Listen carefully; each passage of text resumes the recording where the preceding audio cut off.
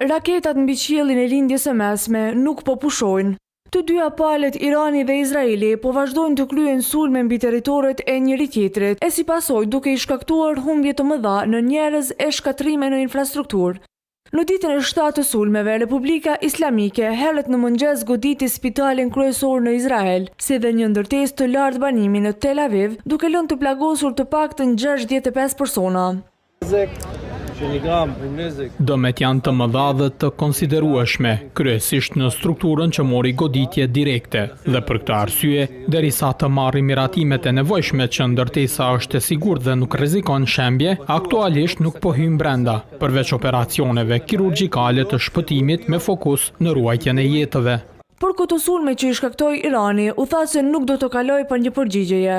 Këtë e deklaroi vetë kryeministri i Izraelit Benjamin Netanyahu, i cili tha se do të kërkojë çmimin e plotë për tiranët në Teheran.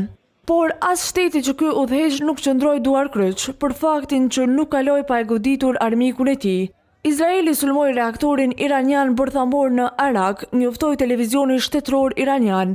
Madje një gazetar i televizionit që po raportonte drejt për drejt nga qyteti i afërt Honda, tha se objekti ishte i evakuuar dhe nuk kishte dëmtime në zonat civile përreth këtij institucioni bërthamor.